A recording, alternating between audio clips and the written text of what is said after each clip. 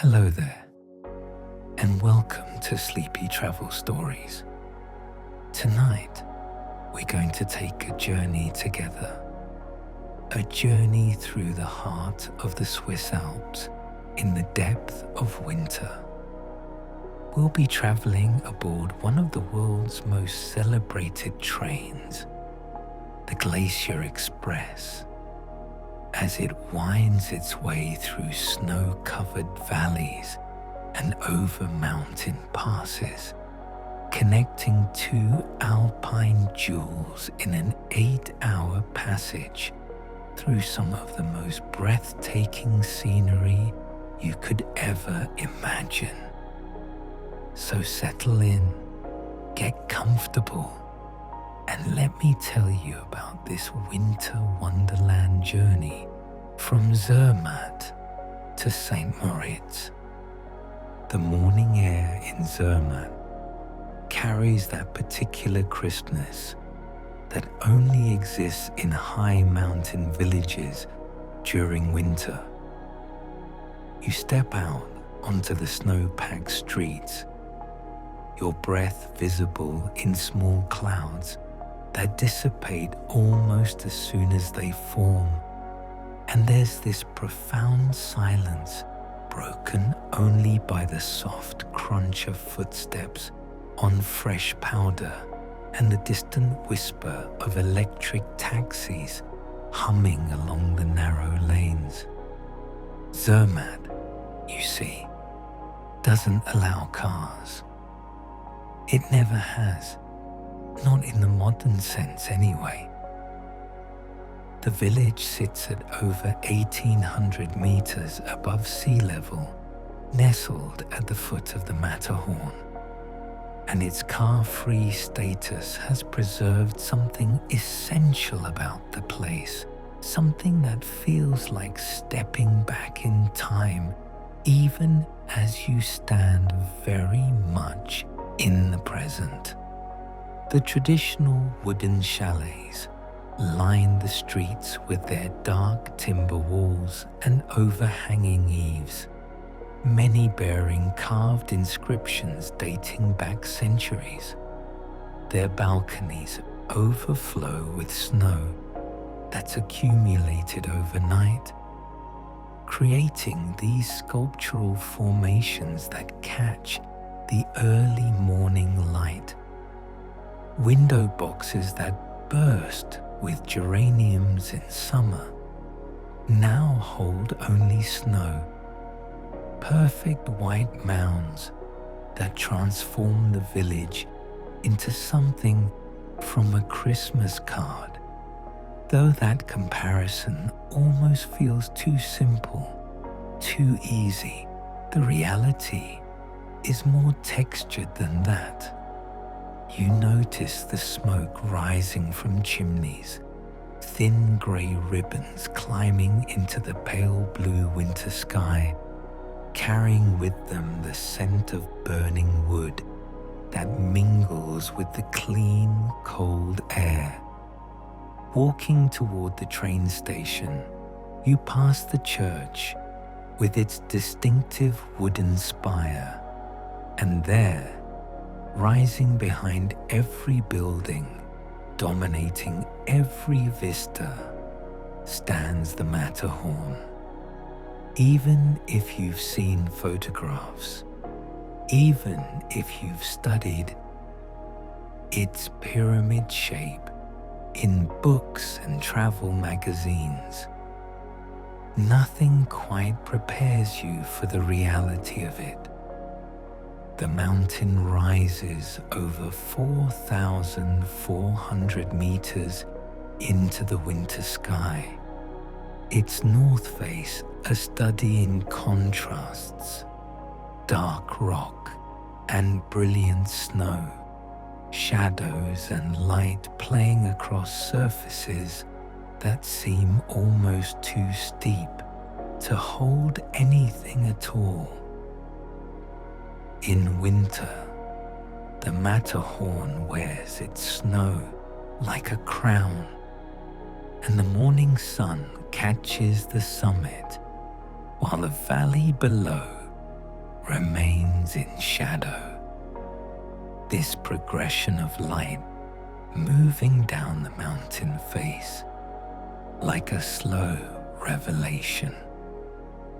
The Zermatt railway station sits along the Bahnhofstrasse, the village's main street, though to call it main makes it sound grander than it is. The street is narrow, lined with shops selling everything from chocolate to ski equipment, from luxury watches to traditional Swiss crafts. But this early, most shops remain shuttered, their windows dark, and the street belongs to travelers like yourself, making your way to the station with that particular anticipation that comes with the beginning of a long journey.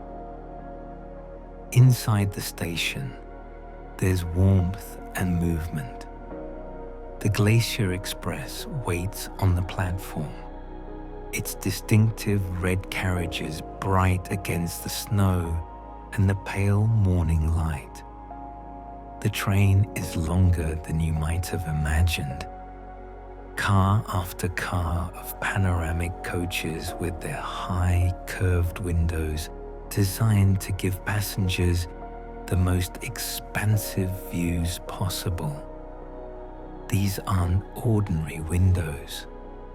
They curve up and over, almost meeting at the roof, creating this sensation that you're traveling inside a glass tunnel, surrounded by landscape on all sides. Other passengers are gathering, some moving with the efficient purpose of regular travelers, others standing still, gazing at the train with visible excitement. You hear German being spoken, and English, French, Italian, Japanese, languages from around the world converging here at this alpine station. There's something democratic about the train, the way it brings together such diverse groups of people, all united by the simple desire to experience this particular journey through these particular mountains in this particular way. The train attendants, dressed in their red uniforms, move along the platform, checking tickets, helping passengers with luggage, answering questions in multiple languages with practiced ease. One of them sees you approaching and smiles, that warm Swiss hospitality that manages to be both professional and genuinely welcoming, and directs you to your carriage, your seat number already reserved, your place on this journey already assigned and waiting. Stepping aboard, you're struck first by the warmth, the heating system already working to combat the mountain cold outside, and then by the distinctive design of the interior. The seats are comfortable, upholstered in red fabric that matches the train's exterior, arranged so that every passenger faces a window. Every person has their own portal onto the passing landscape. The panoramic windows rise above you, and even before the train moves, you can see the village around you, the mountains beyond, all framed in glass. You settle into your seat, stow your belongings, and allow yourself a moment to simply absorb the atmosphere.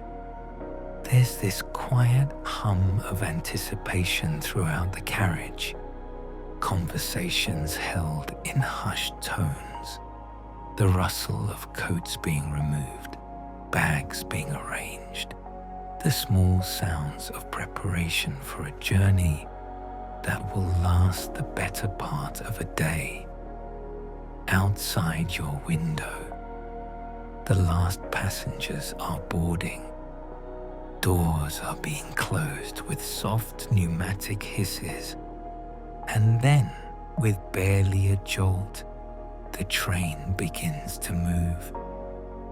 The departure from Zermatt is gentle, almost imperceptible at first. The train eases out of the station, and immediately you're moving through the village proper, houses and hotels gliding past your window, people on the streets pausing to wave, children pointing at the distinctive red train with its panoramic coaches. The pace is leisurely, giving you time to see everything, to notice the details. The icicles hanging from eaves, the snow piled beside doorways, the electric taxis moving along their designated routes. As the train leaves the village behind, you enter the Mata Valley, following the path of the Mata Vispa River. Though in winter, the river is partially hidden beneath ice and snow, only revealing itself in places where the current runs too swift to freeze completely. The valley walls rise steep on either side, massive shoulders of mountain that dwarf the train, dwarf everything, really, except the sky itself. These mountains are ancient. Their rocks formed millions of years ago, shaped by glaciers that advanced and retreated over millennia, carved by weather and time into the forms you see now. The valley in winter has a particular quality of light. The sun, still low on the horizon, catches the snow on the higher peaks and sends it glowing, this soft golden light that contrasts with the deeper blues and purples in the shadows. The forests that clad the lower slopes are primarily larch and Swiss stone pine, conifers that have adapted to these extreme elevations. And in winter, they stand dark against the snow, their branches heavy with accumulated powder, creating patterns of dark and light that repeat endlessly as the train winds along. You pass through small villages, each one a cluster of buildings gathered around a church spire, each one bearing names in the local dialect that blend German and Romance languages in ways unique to this part of Switzerland. Randa appears and disappears, its handful of chalets and hotels built to withstand the weight of winter snow, their roofs designed with steep angles to shed the accumulation. The village clings to the valley side, houses stacked one above another on the slope, their positioning chosen centuries ago to maximize sun exposure in winter and minimize avalanche risk. Above Randa, though you can only see it for a moment, the Biss Glacier stretches across the mountainside, over 3 kilometers of ice and snow that feeds into the valley below. The glacier in winter is a study in blues and whites, the ice compressed over centuries into this frozen river that flows imperceptibly down the mountain face. Crevasses split its surface, creating these dark blue shadows that reveal the glacier's depth. The way the ice shifts and moves under its own weight, responding to gravity with a patience measured in decades rather than days. The play of light on the glacier changes constantly as the train descends and the viewing angle shifts. Sometimes the ice catches the sun and blazes with reflected light, almost too bright to look at directly. Other moments, when clouds pass over the peaks, the glacier dulls to grey, its blues muted, its surface looking solid and permanent rather than flowing and dynamic. You understand, watching this, how glaciers can seem both liquid and solid, both still and moving, both eternal and vanishing.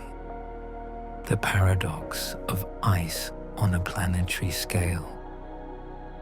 The valley walls throughout this section are scarred with avalanche chutes, steep channels carved by centuries of winter avalanches sliding down from the heights above.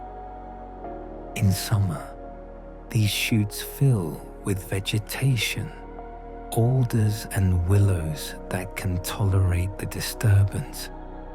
But in winter, they remain stark. These vertical scars against the forested slopes, reminders of the power that accumulates in snow, the way gravity and weight can overwhelm friction and create these catastrophic releases of energy. The villagers have learned to live with this power, building their houses outside the known avalanche paths, constructing deflection barriers above their settlements, monitoring the snowpack throughout winter to predict when danger might be building. The relationship between mountain communities and the snow that surrounds them is intimate and complex, shaped by thousands of years of experience, countless tragedies, and the accumulated wisdom of generations who've made their lives in these precarious, beautiful places. The train continues its descent, following the natural contours of the land, the tracks engineered over a century ago to work with the landscape rather than against it. You pass through tunnels carved through rock, short passages that momentarily block the light before the train emerges again into the winter day. Each tunnel is an engineering marvel in its own right, blasted through solid stone by workers using techniques that seem impossibly dangerous by modern standards. Yet the tunnels remain, serving their purpose more than 100 years after their creation. Near Kalpatran, the train enters the Kipfen Gorge, and here the valley narrows dramatically. The Matavispa, runs directly beside the railway tracks, so close you can hear the rush of water even through the train's insulated walls. The gorge walls rise vertical on both sides. Rock faces too steep for snow to cling to, creating this corridor of stone and water and rail that feels almost claustrophobic after the broader valley above. But the sensation passes quickly as the gorge opens again and the valley widens. You're descending steadily now, dropping in elevation, and you can see this in the landscape itself. The snow cover becomes less complete, patches of dark earth showing through on south-facing slopes, the vegetation shifting subtly as the altitude decreases. The houses change too, their architecture adapting to slightly different conditions. Their roofs not quite as steep, their walls not quite as thick. Small variations that speak to centuries of accumulated knowledge about building in these specific places. The valley continues to broaden as you approach Visp, and other valleys begin to join this one, creating a confluence of waterways and paths, both natural and man-made. You can see other villages on distant slopes, their lights beginning to glow as evening approaches in those higher elevations, and you realize the train is moving through this web of human habitation and natural landscape, threading a path that connects not just two famous resorts, but dozens of communities, each one carved out of these mountains through determination and adaptation. Arriving in Visp, the train slows and stops briefly, and you realize you've completed the first section of the journey. Visp sits at the junction of several valleys, a larger town than anything you've passed so far. Its buildings more urban, its streets busier with the traffic of daily life rather than tourism.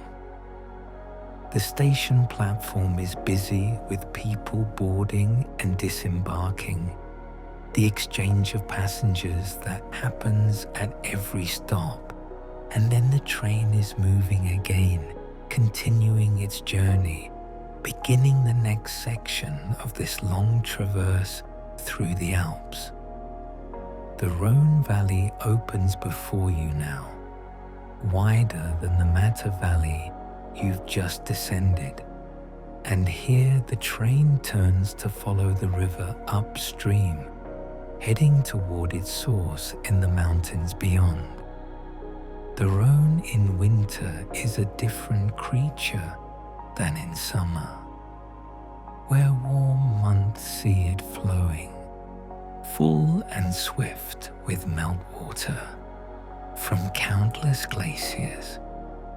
Winter reduces its flow, and in places, ice forms along its edges, creating these delicate structures that catch the light.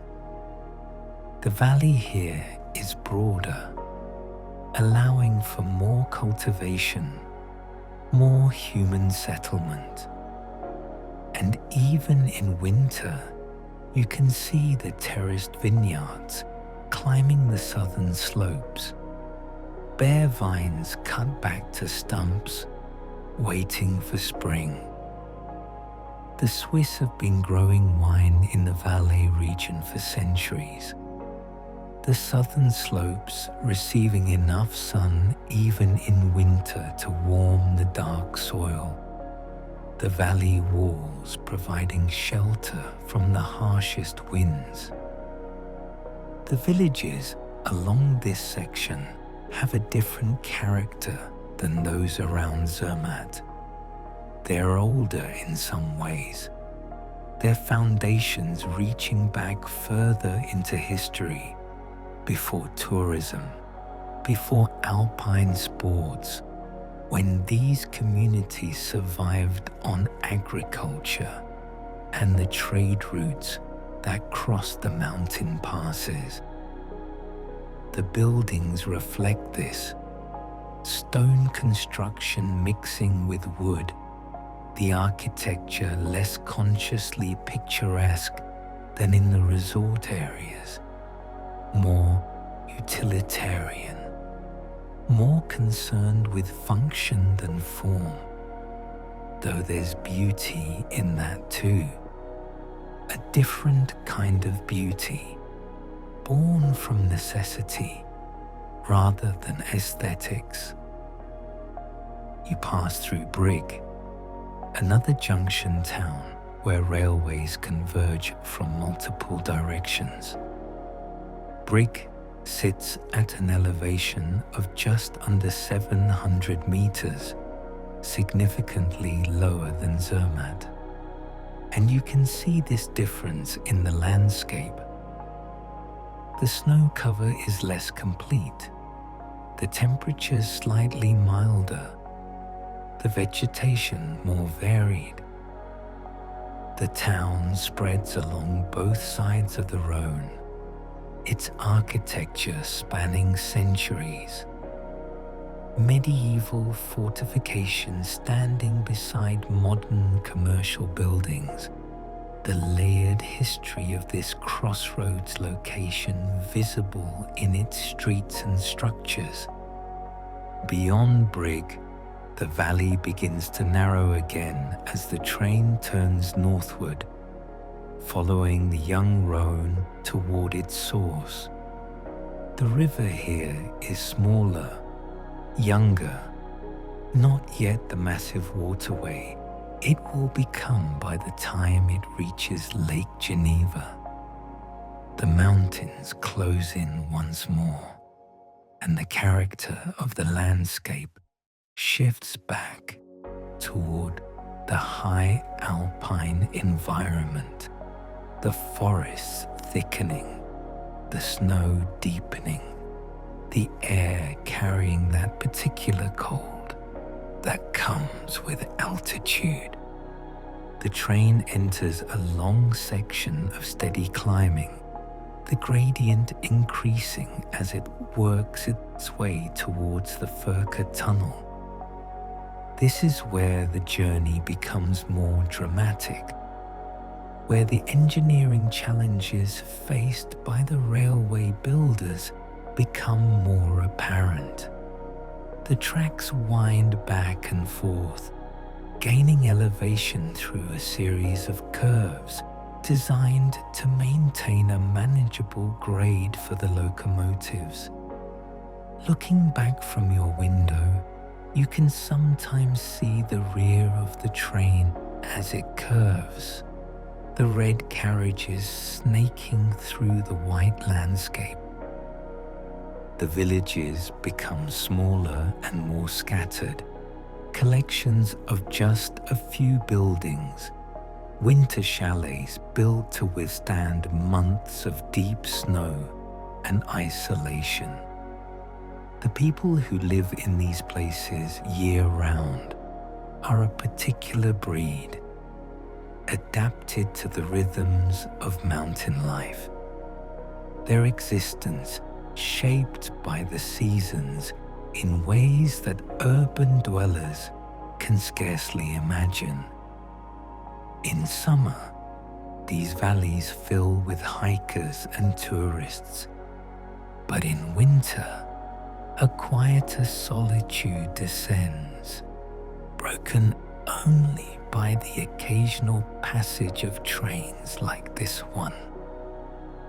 Then the landscape changes completely as the train approaches the Furka Tunnel entrance. The mountains loom higher here, their snow-covered slopes rising steep and unforgiving, and you can sense the weight of rock above as the train slips into the tunnel's mouth. The panoramic windows that have framed your view of the outside world suddenly show only darkness. The tunnel walls rushing past, the sound of the train changing as it echoes off the rock just meters away. The Furka Tunnel stretches for over 15 kilometers, a remarkable feat of engineering that allows the Glacier Express to operate year-round. Before this tunnel opened in 1982, the railway took a different route over the Furka Pass itself, but that higher line could only operate in summer, the winter snow making it impossible to maintain. The tunnel changed everything, boring straight through the mountain rather than climbing over it, creating a reliable path that functions regardless of season. The journey through the tunnel takes several minutes, and there's something almost meditative about it. This passage through solid rock, separated from the mountain's weight by just meters of concrete and steel. The train maintains its steady pace, and you can feel the slight curve as it follows the tunnel's path, heading toward the other side, toward the Urseren Valley and Andermatt beyond. When the train emerges from the tunnel, everything has changed. You're in a different valley now, surrounded by different peaks, and the village of Andermatt spreads below. Its chalets and hotels arranged around the valley floor at an elevation of 1,400 meters. Andermatt has been a crossroads for centuries, sitting at the junction of several major alpine passes. The Gotthard Pass to the north, the Oberalp to the east, the Furka to the south. All of these historic routes converge here, and the village has served travelers for as long as there have been travelers in these mountains. In winter, Andermatt transforms into a skiing destination, the slopes above the village attracting enthusiasts from around the world. The ski lifts rise from the valley floor, climbing toward the peaks, their cables strung across the snow like geometric lines drawn against the natural chaos of the mountains. From the train, you can see skiers on distant slopes, tiny figures moving down runs that, from this distance, look impossibly steep, their turns creating temporary tracks in the fresh powder. The village itself has a compact, purposeful quality. Everything is close together, built to serve the needs of the community and the visitors who pass through. The church stands near the center, its spire a navigation point, and around it cluster hotels bearing names that speak to the village's long history as a mountain junction. The winter air here carries a particular clarity. The combination of altitude and cold creating this crystalline quality to the light that makes colors seem more vivid, edges sharper. But the train doesn't linger in Andermatt. After a brief stop to exchange passengers, it begins to climb again. And this climb is different from anything that's come before.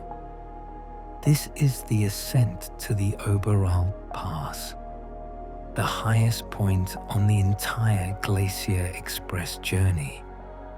And you can feel the change in the landscape as the train gains elevation. The valley narrows as you climb, the mountains pressing closer on either side. The forest thins, the trees becoming smaller, more scattered, until finally they disappear altogether, unable to survive at these elevations where winter lasts most of the year and the growing season shrinks to just a few weeks of summer. The landscape becomes more austere, more elemental, reduced to rock and snow and sky. The grade increases, the train working harder now, its electric motors humming with effort as it climbs. The tracks wind back and forth across the mountainside, each curve bringing you higher, each turn revealing new perspectives on the landscape below.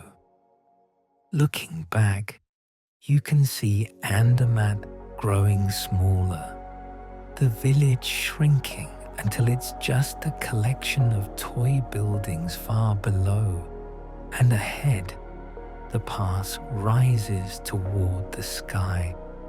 The snow deepens as you climb. What was merely heavy coverage below becomes absolute here, a blanket of white that covers everything, smoothing contours, filling hollows, creating this simplified landscape of curves and shadows. The wind at these elevations sculpts the snow into forms, creating drifts that can persist for months, cornices that overhang from ridges, surfaces that ripple like frozen water. And then, gradually, almost imperceptibly at first, the grade begins to ease. The train's climb slows, the landscape flattens, and you realize you're approaching the pass itself. The Oberalp Pass sits at 2,033 meters above sea level, and in winter it exists in a different world than the valleys below. The pass is a high plateau, a relatively flat area caught between peaks, and in winter it's a study in white and blue. The snow lies deep here, measured in meters rather than centimeters, accumulating from October through May in layers that compress under their own weight. The train moves through this white landscape like a red thread drawn across a blank page, the only color for as far as you can see. The frozen lake appears beside the tracks, its surface covered with snow that's blown into dunes and ripples by the constant wind. Lake Oberalp in summer is a destination for hikers and fishermen, but in winter, it becomes part of the greater snowfield, only its shore revealing where water lies beneath the frozen surface. The lake is perhaps 200 meters long, kidney-shaped, and sitting beside it, incongruous and wonderful, stands a lighthouse. The lighthouse at Oberalp Pass is a replica, a copy of one that once stood at the mouth of the Rhine River, where it flows into the North Sea in the Netherlands. The original lighthouse was decommissioned and found its way to a maritime museum, and this replica was built here as a symbol, marking the source of the Rhine, just a short distance from the pass. The Rhine, that great European waterway that flows through Switzerland, Germany, France, and the Netherlands, carrying commerce and history for over 1,000 kilometers, begins here as snowmelt and springs, tiny trickles of water that gather and grow into the river that will become. The lighthouse stands perhaps 10 meters tall, painted in the traditional red and white stripes, and in winter it emerges from the snow like something from a dream. This maritime symbol planted impossibly in the heart of the highest Alps, it serves no navigation purpose, carries no light to guide ships, but it stands as a reminder of connections, of the way these mountains and their water reach far beyond themselves, shaping landscapes and lives hundreds of kilometers away. The train stops at Oberalp Pass, though not for long. The station here is small, little more than a platform and a shelter, serving the ski area that operates in this high bowl. In winter, skiers disembark here, shouldering their equipment and heading to the lifts that will carry them higher still, to slopes that offer runs of astonishing length and difficulty. But for most passengers, the stop is brief, just long enough to gaze out at this white wilderness, to feel the altitude and the cold, to understand the remarkable nature of this place. The silence at the pass is profound. The wind, constant here, moves over the snow with a sound like whispered breath, and beyond that, there's nothing. No birds call at this elevation in winter. No water runs except deep beneath the frozen surface. No trees rustle because there are no trees to rustle. The sound is the sound of emptiness, of space and cold, and the vast indifference of mountains to human presence. The sky above is that particular shade of deep blue that only exists at high altitude, where the atmosphere thins and the color deepens toward the black of space. The cold at this elevation is different from the cold in the valleys below. It's drier, more penetrating, finding its way through layers of clothing to touch the skin beneath. Your breath freezes almost instantly, creating tiny ice crystals that sparkle briefly before settling on your coat collar, your scarf, your hat. The air itself feels thin, each breath delivering less oxygen than it would at lower elevations, making even simple movements slightly more laborious, slightly more exhausting. The quality of the light at the pass deserves close attention. In winter, when the sun stays relatively low, even at midday, the light comes at angles that create long shadows, emphasizing every ripple in the snow, every wind-carved drift, every subtle variation in the surface.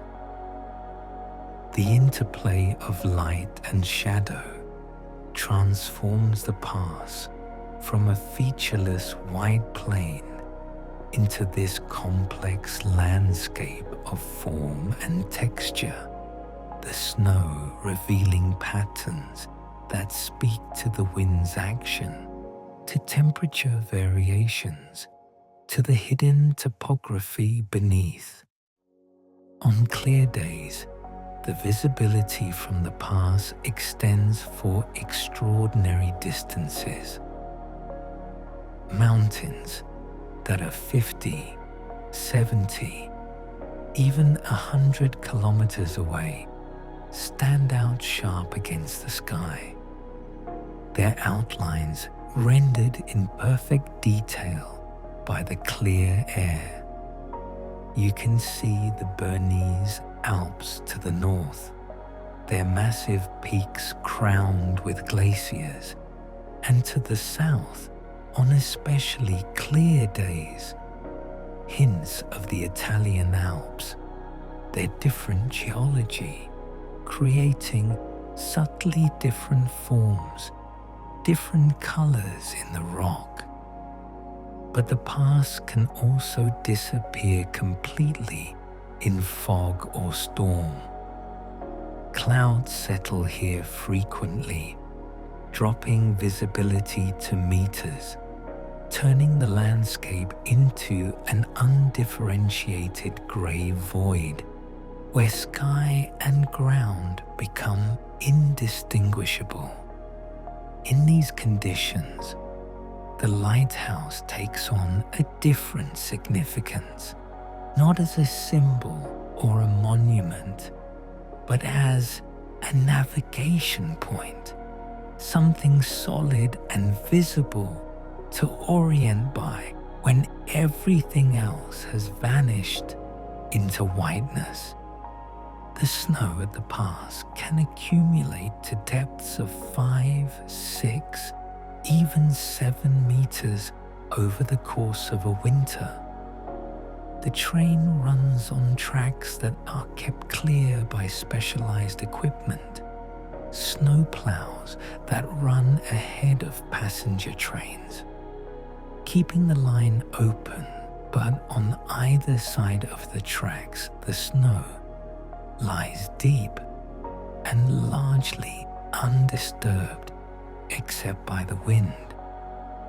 This snow is not the wet, heavy snow of lower elevations, but rather powder, light and dry, each individual snowflake preserving its crystalline structure even after falling, even after weeks or months of accumulation.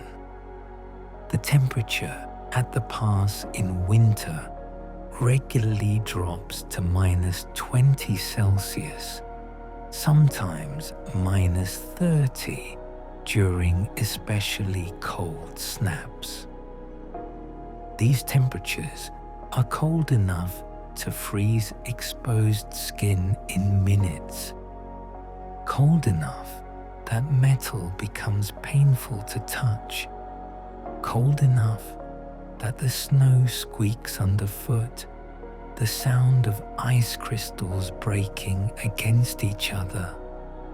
And yet, the dry air makes these temperatures feel slightly less brutal than they would in wetter conditions. There's no wind chill to amplify the cold, no humidity to conduct heat away from the body more efficiently.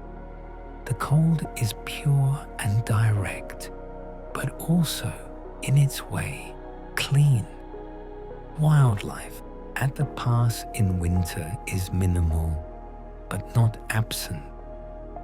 Ptarmigan, birds that turn completely white in winter, live here year-round, their feathered feet acting as natural snowshoes, their diet shifting from summer vegetation to winter buds and twigs. They burrow into the snow for protection from the worst weather, creating tunnels and chambers that provide insulation from the extreme cold. Snow hares also persist at these elevations, their coats turned white for camouflage, their large hind feet spreading their weight across the snow's surface. And then there are the insects, dormant now but present, buried in the snow or hidden in rock crevices, waiting for the brief alpine summer when they'll emerge, complete their life cycles, and die, all in the space of a few weeks. These insects are specifically adapted to extreme cold, their bodies producing chemicals that prevent ice crystals from forming in their cells, allowing them to survive temperatures that would kill most other creatures. Standing at the window, looking out at this landscape, you can understand something about the power of winter, the way it simplifies everything, strips away the complexity of warmer seasons, and reduces the world to fundamentals, white and blue, cold and silence, the earth beneath and the sky above. There's beauty in this austerity, a kind of purity that exists nowhere else. And for a moment, watching the snow blow across the frozen lake, you feel the immensity of these mountains, the way they dwarf human concerns, human constructions, human time. But then, the train begins to move again, beginning its descent from the pass, and the landscape starts to change once more. The grade reverses, the tracks winding down now rather than up, and slowly the austere world of the high pass begins to soften. Trees appear again, first scattered individuals clinging to sheltered spots, then in groups, then as proper forest, the conifers dark against the snow. The valley that opens below is the Vorderrhein Valley, and the river the train will follow from here is the front branch of the Rhine, younger and smaller than the river it will become, but already carrying the clarity and cold of its mountain source. The train descends in curves, the tracks engineered to maintain a steady grade, and at each turn you can see more of the valley, more of the landscape that will accompany you for the next section of the journey. The village of Cedron appears first, a small community built to serve the skiing that's become the economic lifeblood of this valley. The village has that purposeful quality of ski resorts, its buildings oriented toward the slopes, its streets designed to move people efficiently between lodging and lifts. But even here, even in a place shaped largely by modern tourism, you can see the older layers, the traditional buildings that predate the ski industry, the church that served the community when it lived by farming and forestry rather than winter sports. Beyond Cedron, the valley broadens gradually, the mountains stepping back from the river, allowing room for more settlement, more cultivation. The villages become more frequent, each one a cluster of buildings around a church, each one bearing a name in Romansh, that fourth national language of Switzerland that survives primarily in these valleys of Graubünden. Romansh is a Romance language, descended from the Latin spoken by Roman soldiers and settlers 2,000 years ago, evolved over centuries into something unique to these mountains. It's spoken by fewer than 40,000 people now, but it persists, protected by law, taught in schools, used in government documents and church services.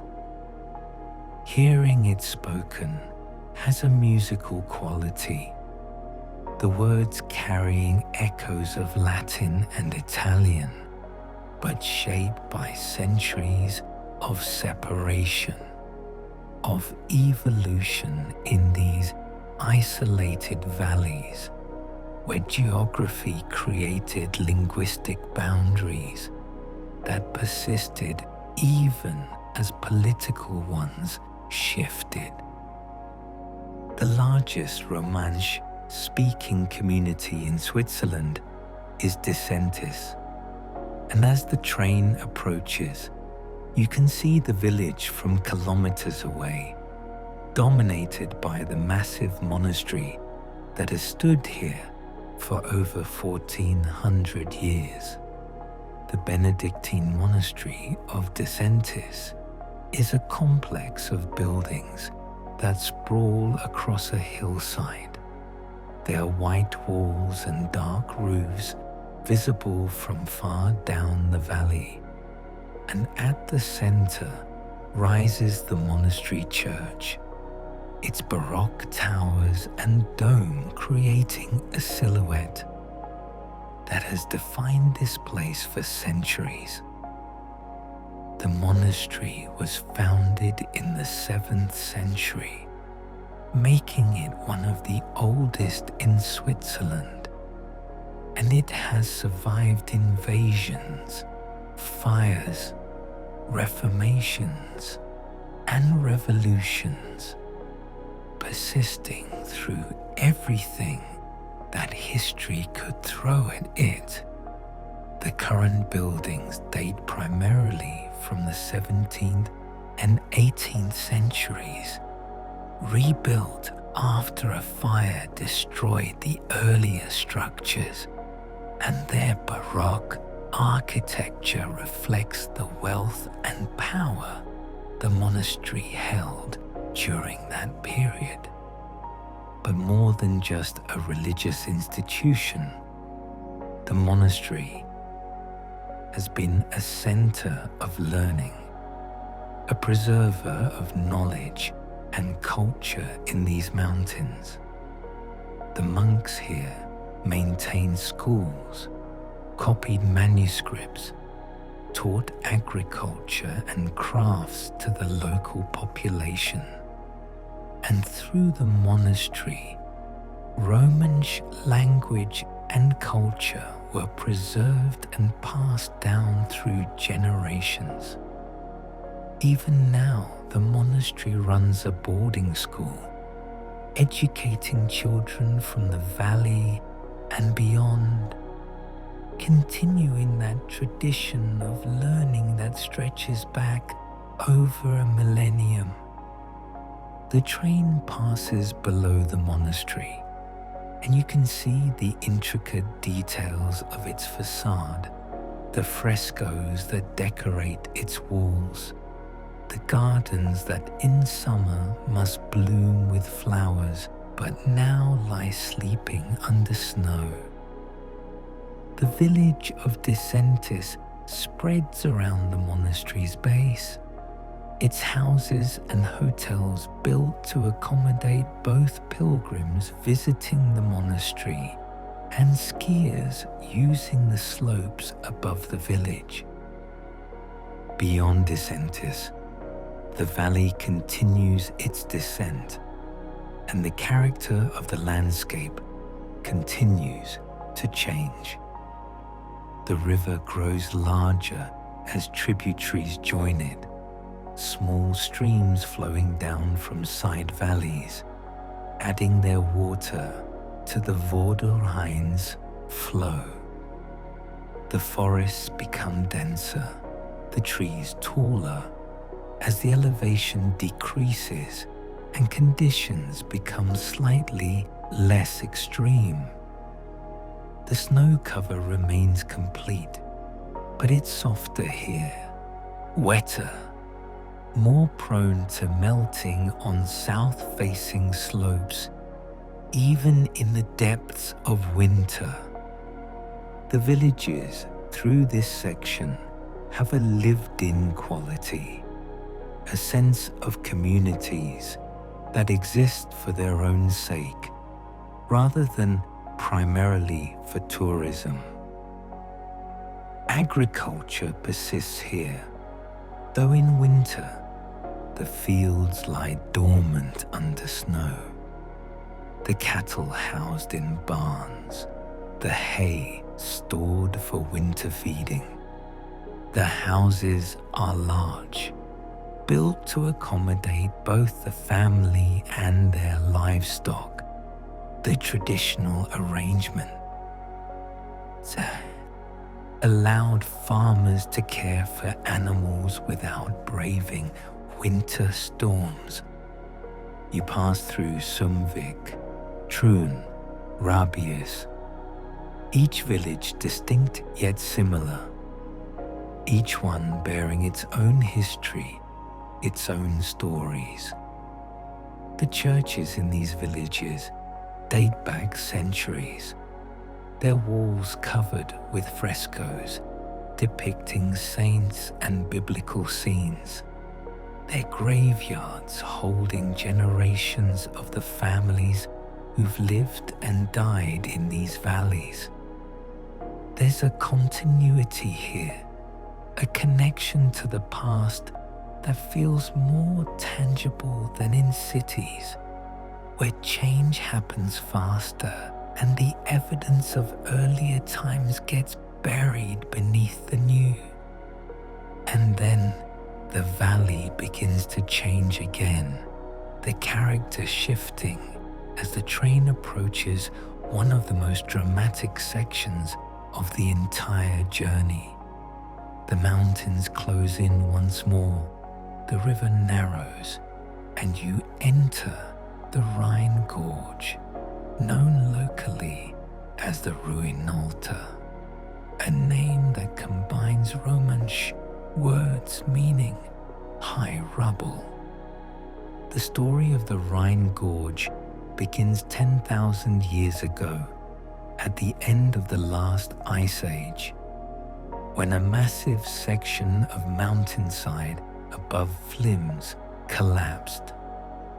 The Flims rockslide, as it's known, was one of the largest landslides in recorded geological history. Over 10 billion cubic meters of rock detached from the mountainside and thundered into the valley below, a catastrophic event that would have been visible for hundreds of kilometers, the sound echoing through the Alps, the ground shaking as the entire mountain face gave way. The fallen rock buried the valley to depths of hundreds of meters, creating a natural dam that blocked the Rhine and formed a lake that stretched back for dozens of kilometers. For centuries, perhaps millennia, that lake existed, a massive body of water held back by the unstable mass of the landslide. But gradually, inevitably, the Rhine began to work its way through the debris, cutting channels, eroding passages, and slowly, year by year, century by century, it carved what would become the gorge. What you see now from the train is the result of 10,000 years of erosion. The Rhine having cut down through the jumbled mass of the landslide to create a passage between dramatic white cliffs. These aren't solid rock faces, but rather massive accumulations of limestone debris held together by a white powder that gives them their distinctive color and makes them look from a distance almost like chalk cliffs, though they're far more unstable than solid rock would be. The gorge walls rise as high as 350 meters in places, nearly vertical faces of this white debris, and the effect is surreal, almost alien. The limestone reflects light in ways that make the cliffs seem to glow, particularly in winter, when snow clings to every ledge and outcropping, creating patterns of white on white that shift as the angle of light changes. The texture of these walls is remarkable.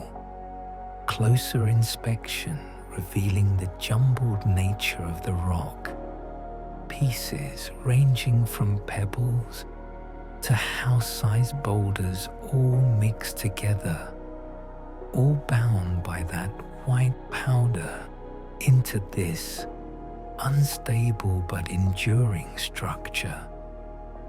Looking at these cliffs, you can almost see the catastrophic moment of the landslide itself, the way the mountain face must have fractured and fallen, the individual pieces tumbling and sliding and coming to rest in this chaotic arrangement. The geology is written large here, the story of that ancient disaster preserved in rock, and 10,000 years of erosion has only partially modified what the landslide created. The Rhine continues its work, year after year, cutting deeper, carrying sediment downstream, slowly but inevitably working to erase the dam that blocked its flow so long ago. The winter light in the gorge has a particular quality, bouncing between the white cliffs and the white snow, creating this diffuse illumination that seems to come from everywhere and nowhere at once.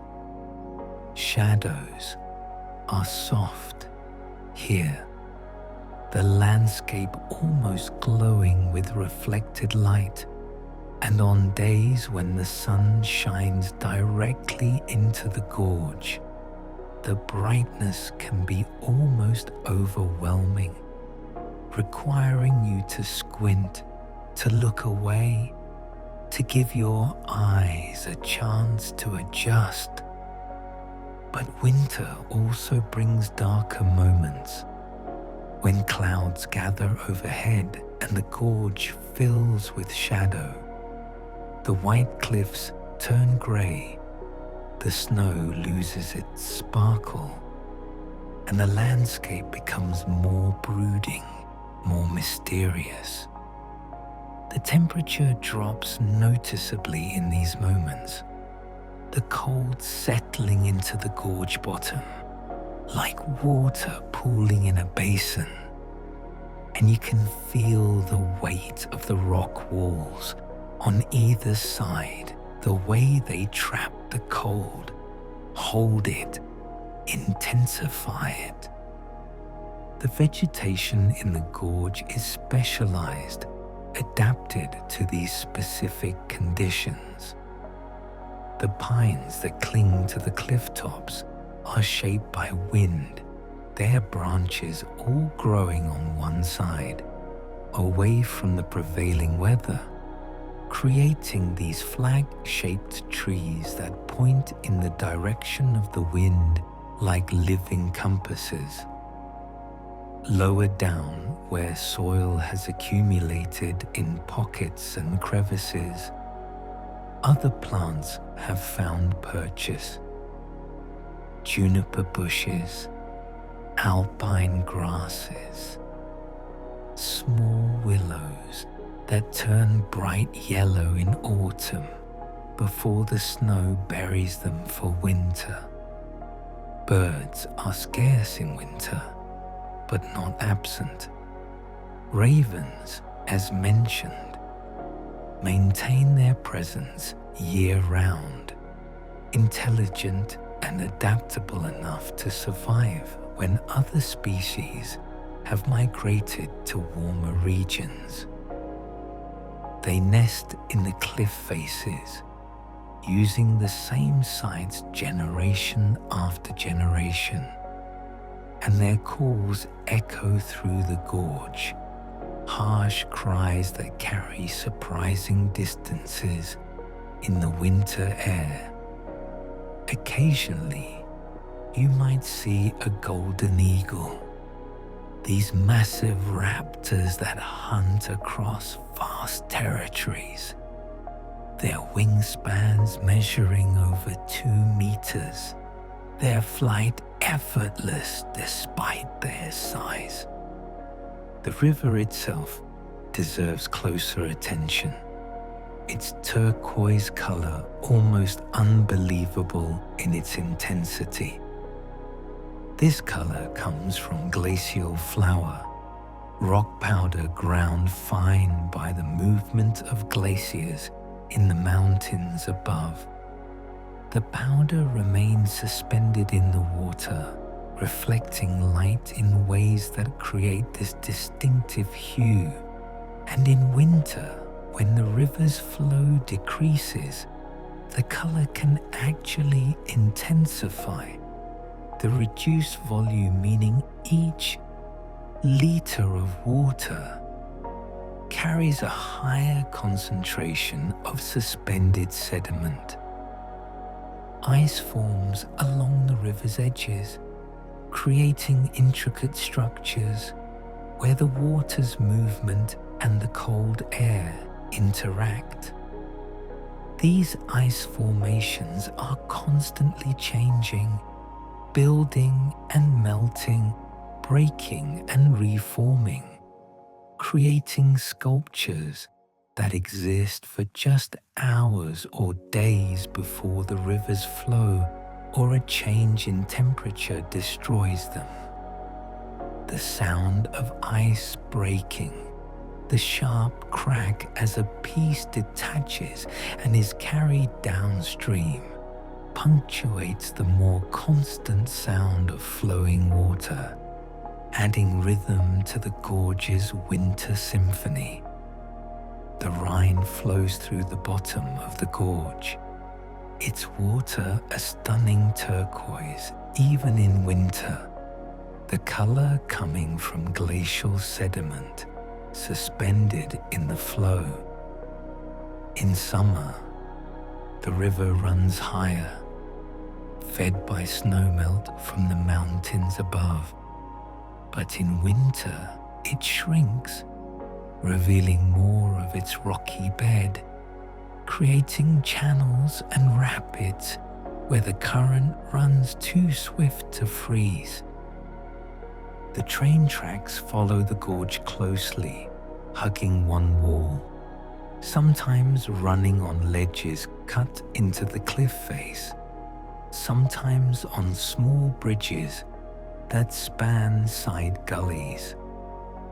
Looking out the window, you can see the gorge walls rising above, the forest clinging to their tops, the cliffs dropping below, and always the river, that thread of turquoise winding through the white landscape. The Romish name for this place, Ruinolta, feels appropriate. The landscape does look ruined in a way, broken, as if giants had fought here and left the evidence of their battles scattered across the valley. But there's beauty in the chaos, a wild beauty that speaks to the power of geological forces, the way the earth can reshape itself in moments of catastrophic change, and then spend millennia softening those changes through the patient work of water and weather. Pine forests cover the gorge walls wherever they can find purchase, the trees dark against the white cliffs, and in winter these forests take on a particular quality, the snow weighing down branches, creating this interplay of green and white that repeats in fractal patterns at every scale. Ravens live in these forests, large black birds that wheel above the gorge, their calls echoing off the cliff walls, adding sound to a landscape that might otherwise seem silent. The train passes several viewing platforms built to give hikers perspectives on the gorge, though in winter these platforms stand empty, accessible only to those willing to hike through deep snow to reach them. In summer, these viewpoints attract thousands of visitors, people coming to marvel at this geological wonder, to photograph the cliffs and the river, to raft the rapids that in winter lie dormant under ice. The gorge continues for over 13 kilometers, and through all of that distance, the drama remains. The white cliffs rising, the river flowing, the train threading its way along the valley floor. Small lakes appear in wider sections, their surfaces frozen solid, their ice covered with snow that drifts into patterns shaped by the wind that funnels through the gorge. And then, gradually, the gorge begins to open. The cliffs step back, the valley widens, and you emerge from the Ruinolta into the broader valley around Reichenau, where the Vorderrhein meets the Hinterrhein, the two branches joining to form the Rhine proper, the river that will flow north through the rest of Switzerland, through Liechtenstein, through Germany, France, and the Netherlands, to the sea over 1,000 kilometers away. The landscape here is gentler than in the gorge, the mountains more distant, allowing the valley floor to spread. This is agricultural land, though in winter the fields lie under snow, the orchards bare, waiting for spring. The train passes through Bonaduz and continues toward Chur, the capital of Graubünden Canton and one of the oldest cities in Switzerland. Chur sits at the lowest point of the entire Glacier Express journey, just under 600 meters above sea level, and you can feel the difference in the air, slightly warmer, slightly thicker, carrying hints of the lower elevations beyond.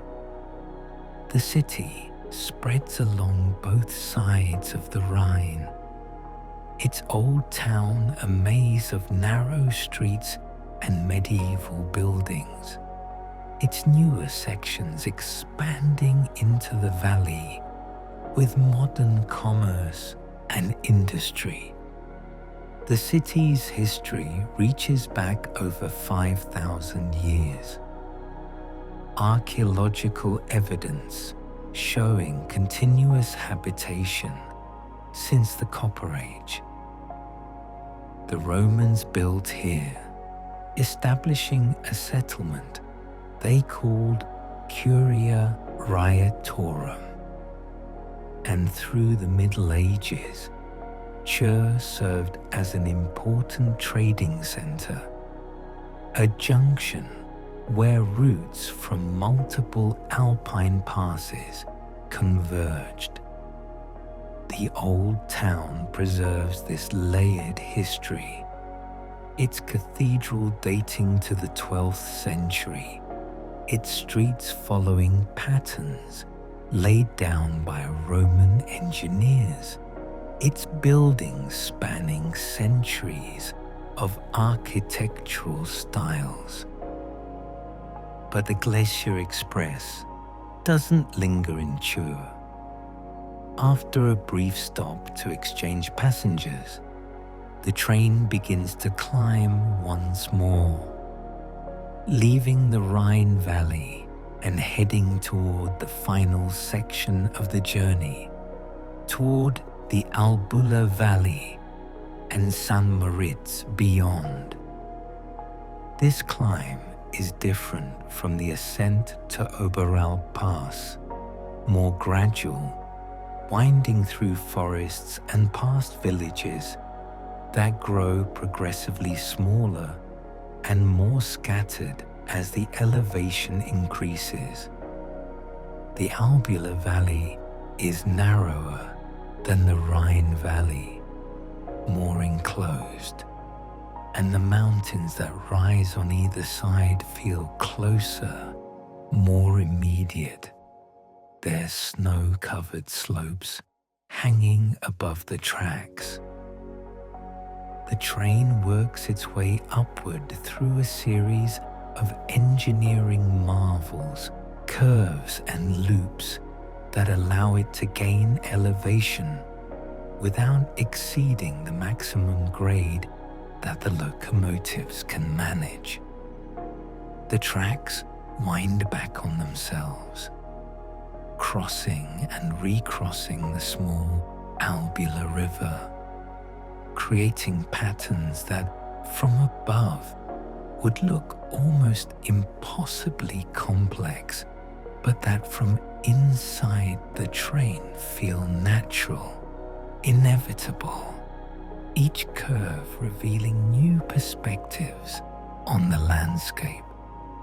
Villages appear and disappear, Thusis first, then smaller communities clinging to the mountainsides, their houses built on what seem like impossibly steep slopes, their fields in summer, probably requiring special equipment to plough.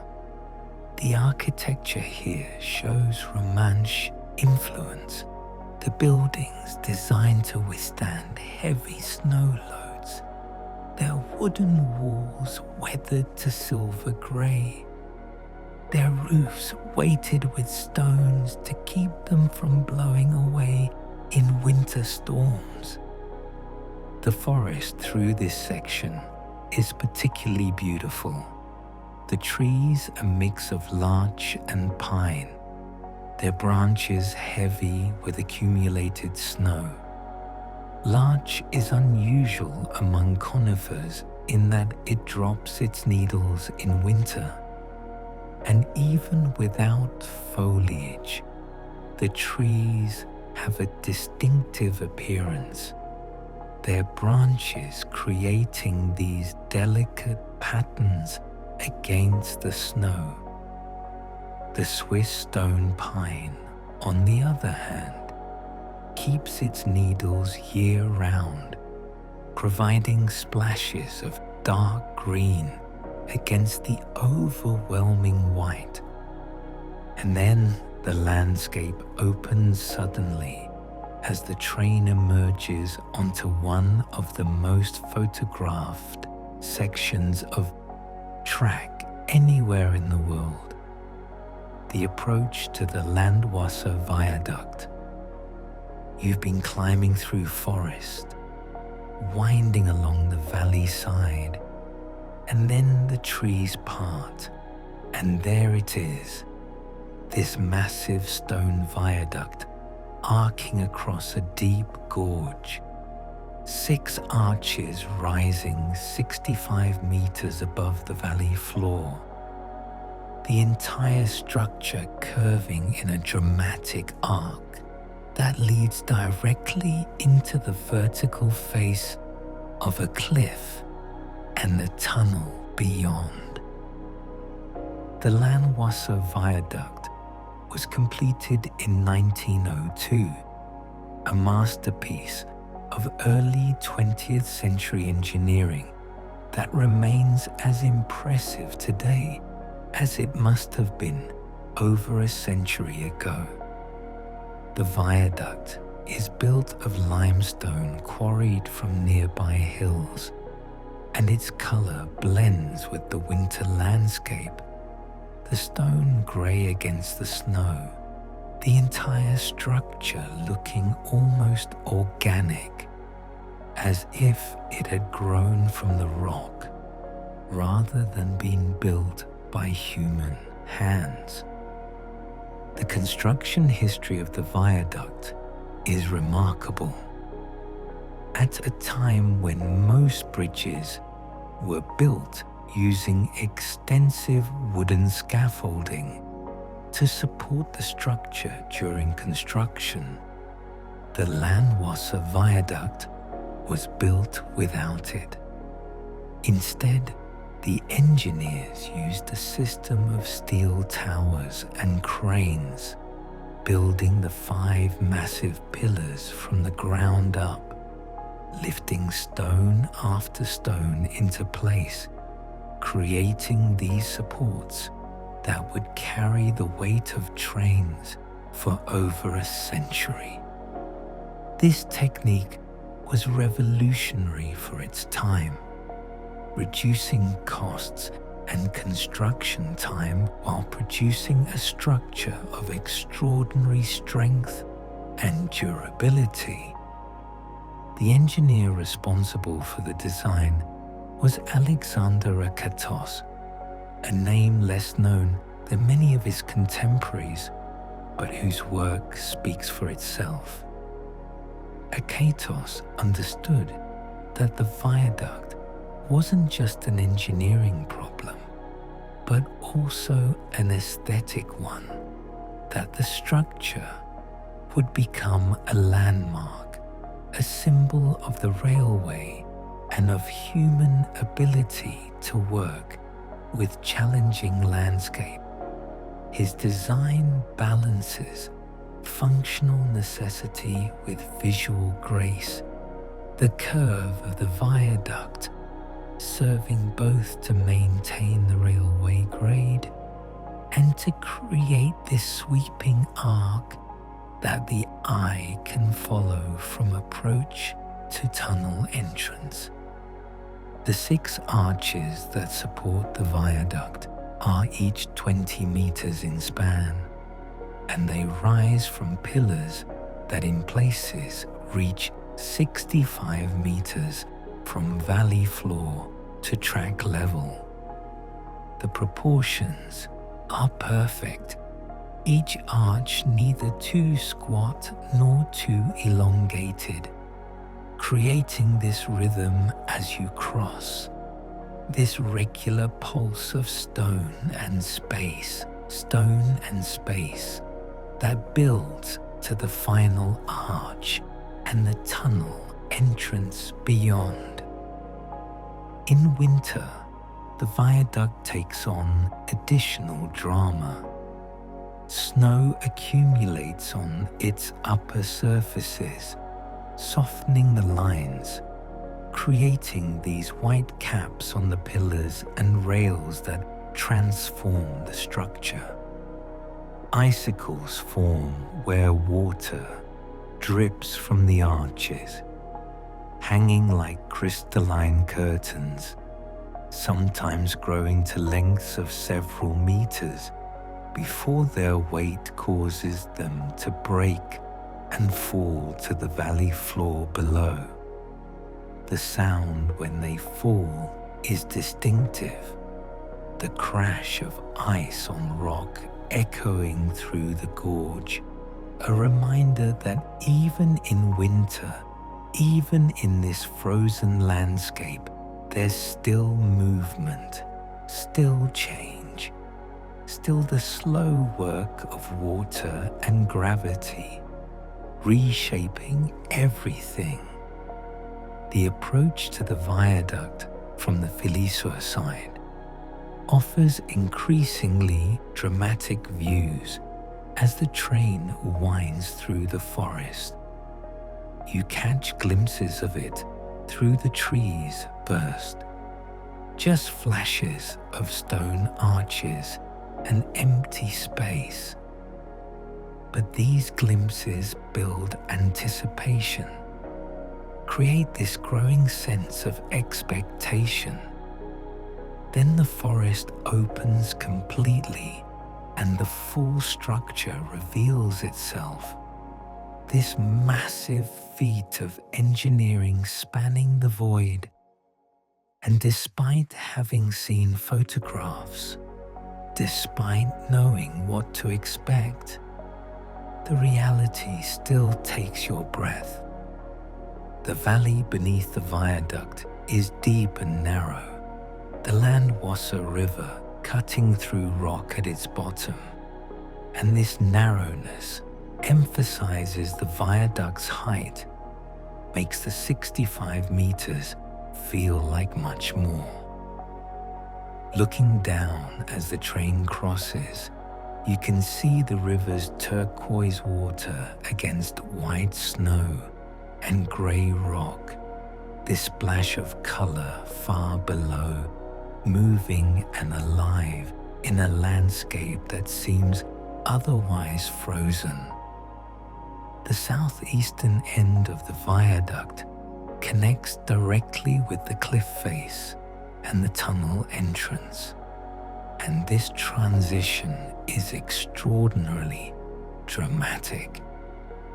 The viaduct curves, following its 100-meter radius, and then suddenly you're at the cliff, the rock wall rising vertical before you, and the train simply disappears into it, entering the Landwasser tunnel through an opening that seems impossibly precise, as if the mountain had been carved specifically to receive this track at exactly this angle.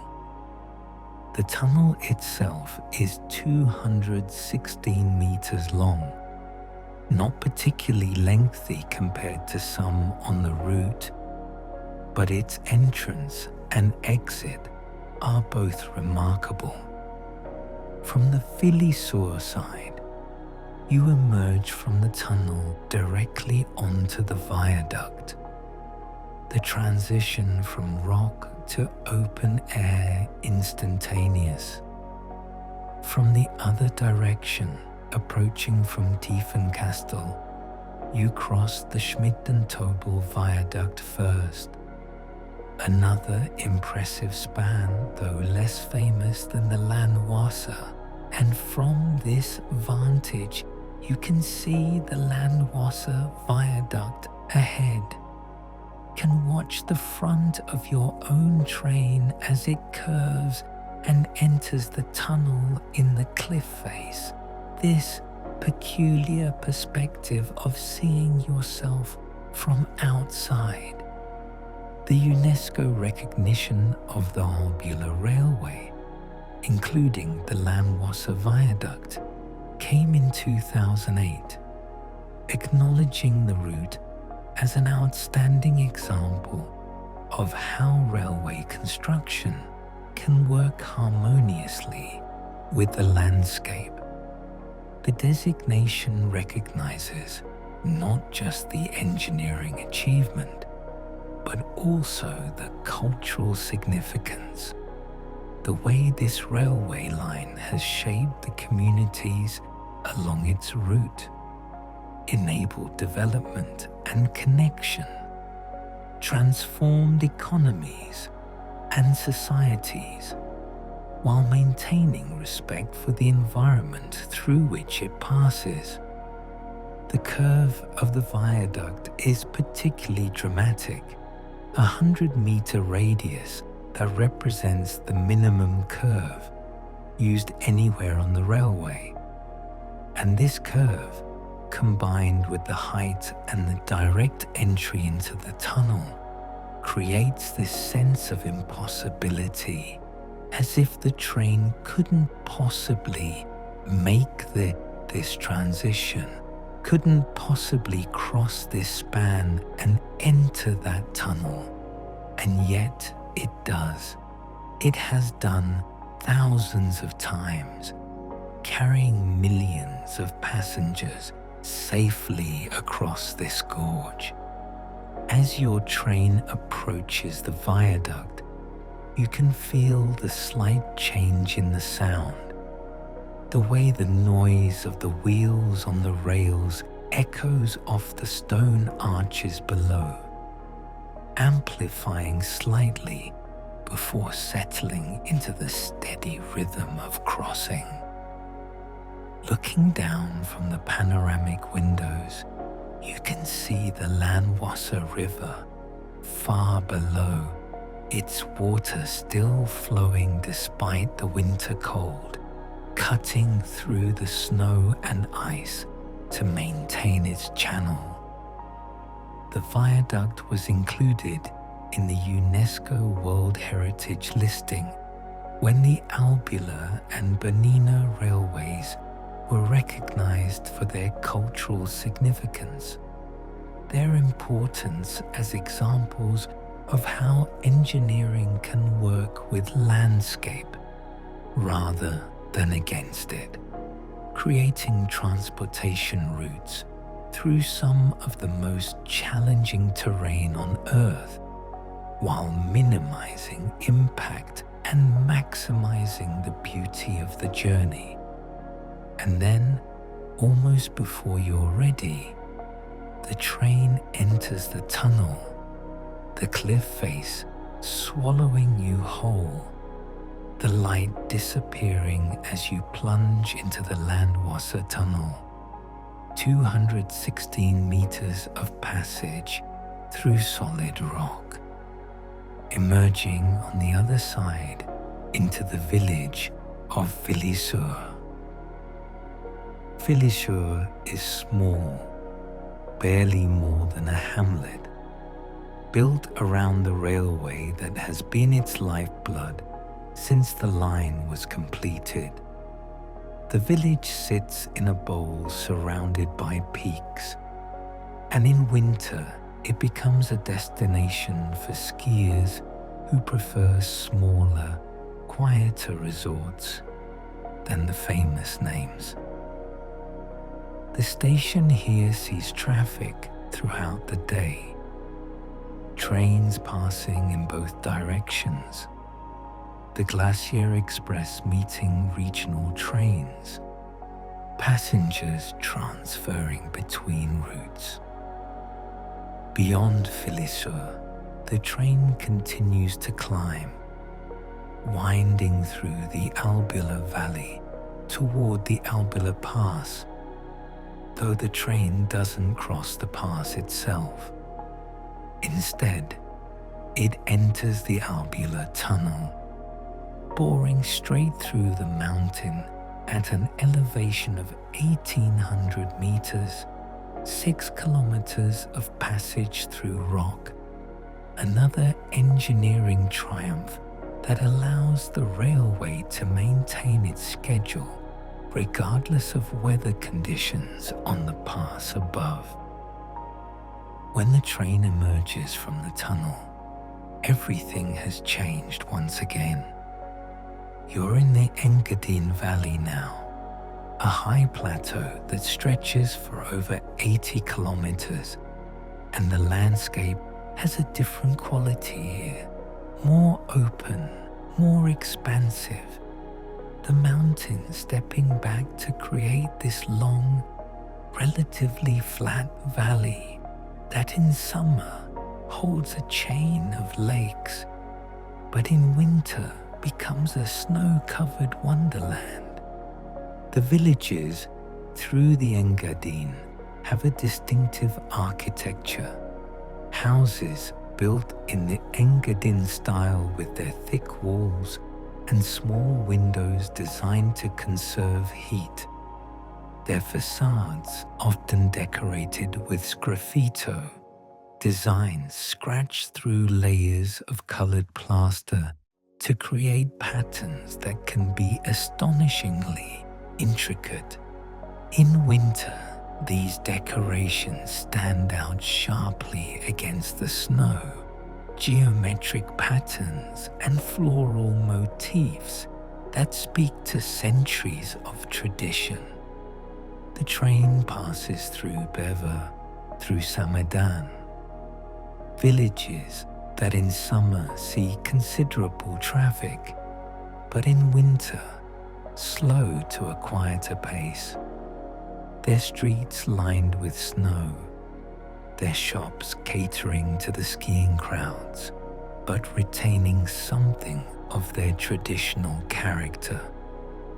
The mountains that rim the valley here include some of the most famous peaks in the Alps, though from the valley floor they appear almost gentle, their snow-covered slopes rising in gradual curves that hide the difficulty of their summits.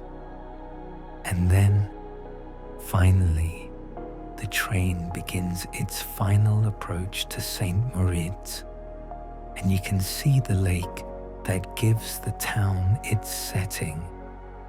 Lake St. Moritz, frozen solid in winter, its surface a perfect sheet of ice covered with snow.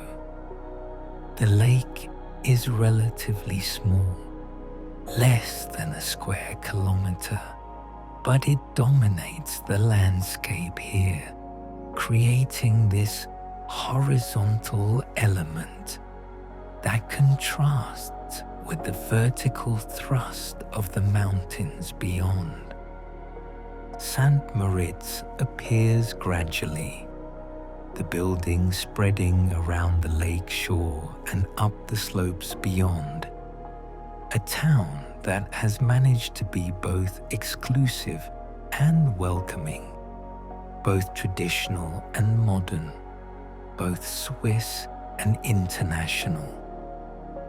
The architecture spans the full range, from grand hotels built in the Belle Epoque era to ultra-modern chalets designed by contemporary architects, from traditional Engadine houses to apartment buildings that could exist in any wealthy resort town in the world.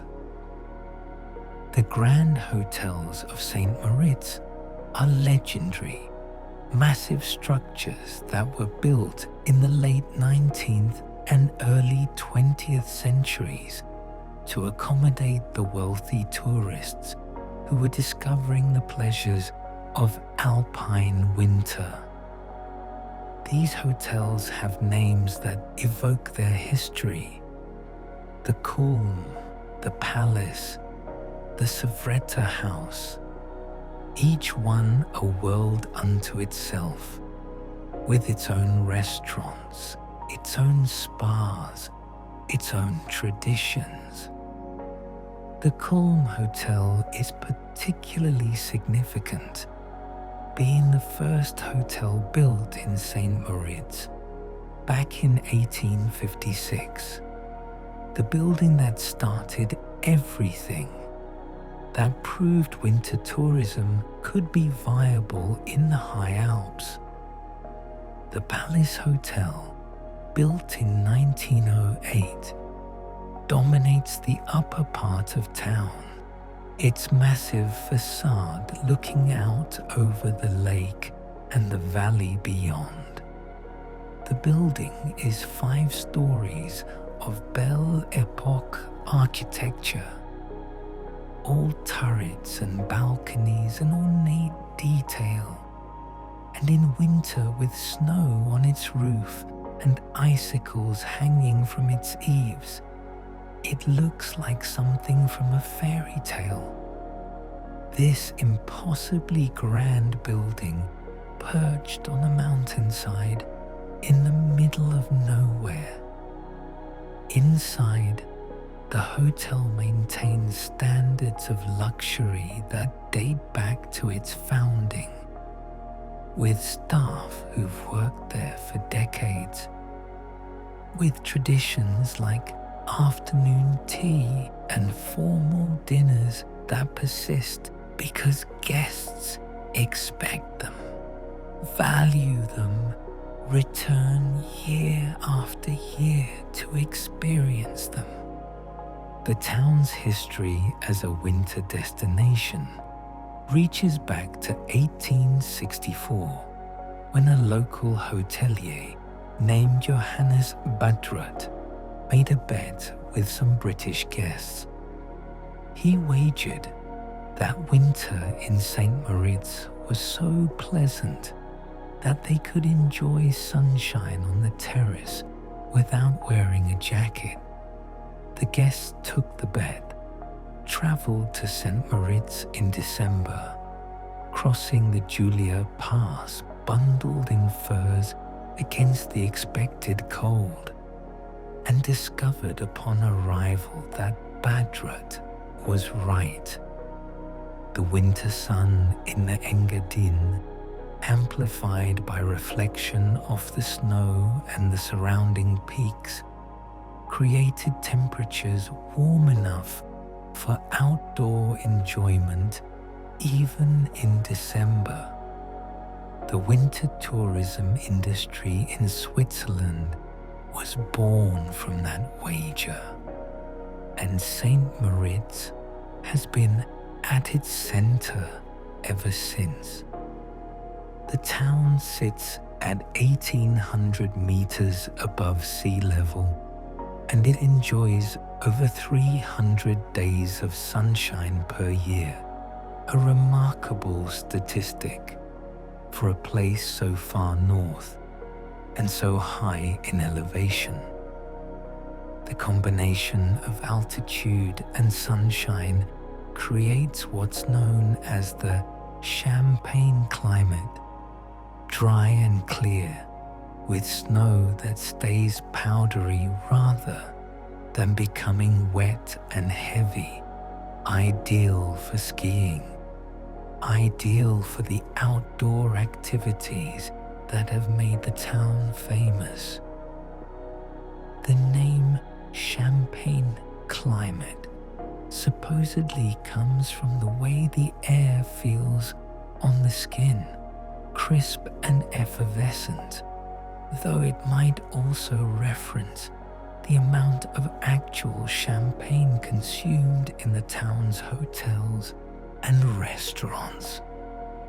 St. Moritz has hosted the Winter Olympics twice, in 1928 and 1948, events that brought the town to global attention and cemented its reputation as the world's premier winter resort. The bobsled run built for the 1928 Olympics still exists and still operates. The Olympia Bob Run, one of only a handful of natural ice tracks remaining in the world. The run drops over 100 meters in elevation over its kilometer-and-a-quarter length, with curves bearing names like Horseshoe and Sunny Corner that speak to their character and challenges. The town has been home to countless celebrities, royalty, and athletes over the years. Alfred Hitchcock spent winters here, finding inspiration in the landscape and the crows that gather around the frozen lake. The German philosopher Friedrich Nietzsche lived in nearby Sils Maria and walked regularly to St. Moritz. The mountain air and the clarity of thought it brought him influencing his philosophical work.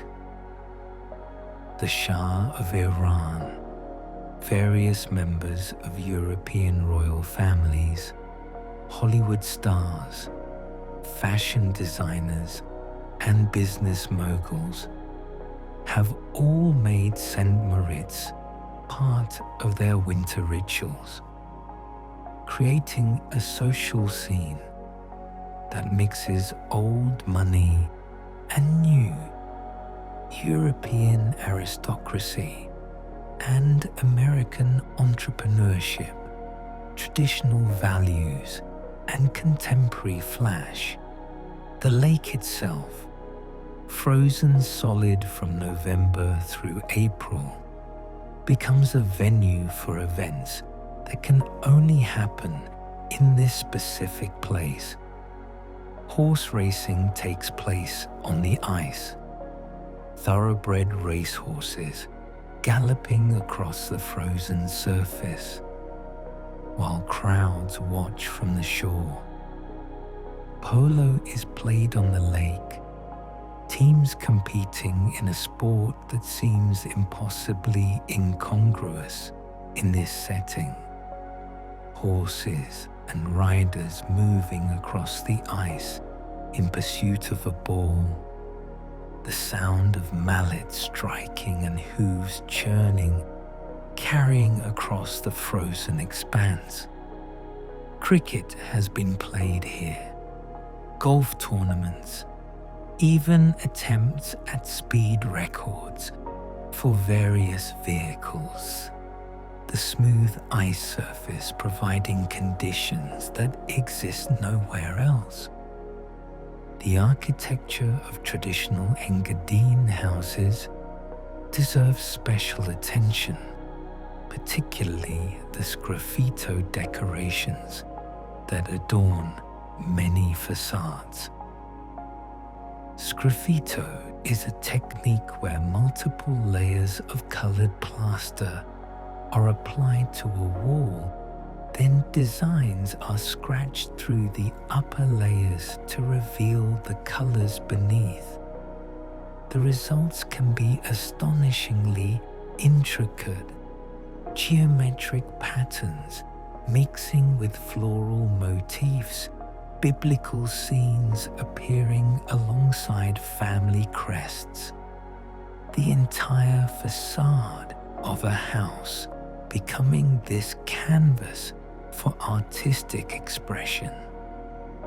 These decorations aren't just aesthetic, but also functional. The multiple layers of plaster adding insulation to the walls, helping keep winter cold outside and warmth inside.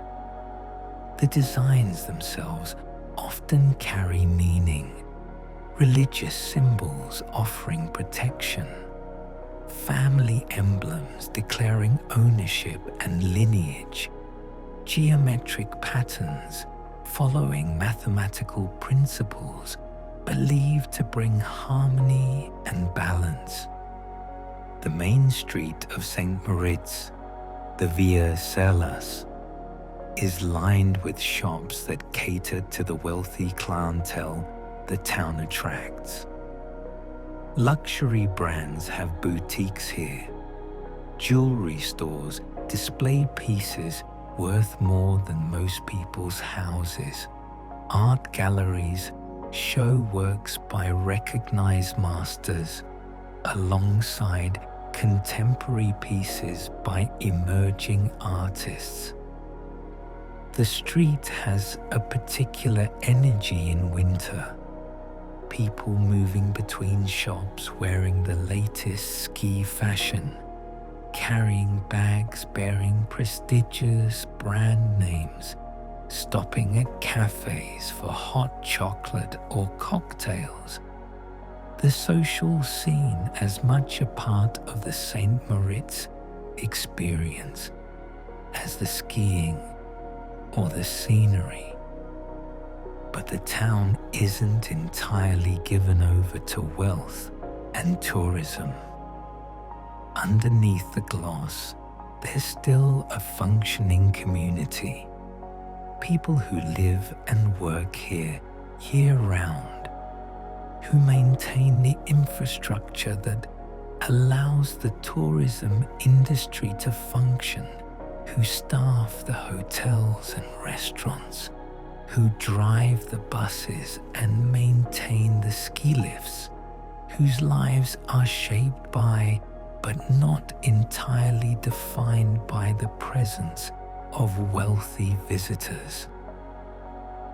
These residents speak Romansh among themselves, maintaining the language and traditions that predate tourism, that connect them to centuries of life in these mountains. The train pulls into St. Moritz station, and after 8 hours of travel, 290 kilometers of track, 991 tunnels, 291 bridges, an ascent to over 2,000 meters, and a descent back to 1800. The journey is complete.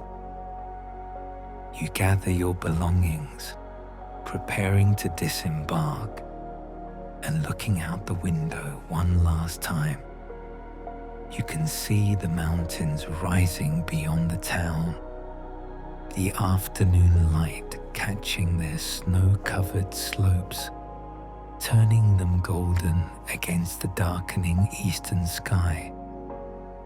Stepping off the train, the air hits you with that distinctive mountain cold, clean and sharp, carrying the scent of snow and wood smoke. The station platform is busy with arriving and departing passengers, the familiar dance of travel. But there's a moment, just a moment, when you stand still and let the journey settle into memory. 8 hours through the heart of the Swiss Alps in winter, through valleys and over passes, through gorges and across viaducts, following rivers from their sources to their confluences, passing through villages that have stood for centuries and towns that have grown from nothing in just decades. The Glacier Express isn't the fastest train, isn't even a fast train by any measure. It's a train designed for looking, for seeing, for experiencing the landscape at a pace that allows you to take it in, to notice the details, to watch the light change on snow-covered peaks, to see the way smoke rises from village chimneys, to observe the frozen rivers and the forests heavy with accumulated powder. It's a train that treats the journey itself as the destination, that recognizes the inherent value in crossing these mountains slowly, in taking time to appreciate the landscape rather than simply getting from one place to another as quickly as possible. And now, as the winter evening begins to settle over St. Moritz, as the lights in the shops and the hotels begin to glow against the gathering dusk, you carry with you the memory of this journey, these 8 hours of winter light and mountain landscapes, of villages and viaducts, of passes and gorges, of everything that makes this particular corner of the Alps so remarkable, so worthy of the slow passage through. If you enjoyed this journey with me tonight, I'd love it if you'd consider subscribing to the channel. It helps more than you might think, and it means we can continue exploring these remarkable places together. And if you have thoughts about where we should travel next, I'd love to hear them in the comments. For now, though, rest well. Let the memory of snow-covered peaks and frozen lakes, of villages nestled in valleys and trains crossing impossible viaducts, carry you gently towards sleep. The mountains will still be there in the morning, patient and permanent, waiting for the next journey, the next traveler, the next story to unfold along their slopes. Good night and sleep well.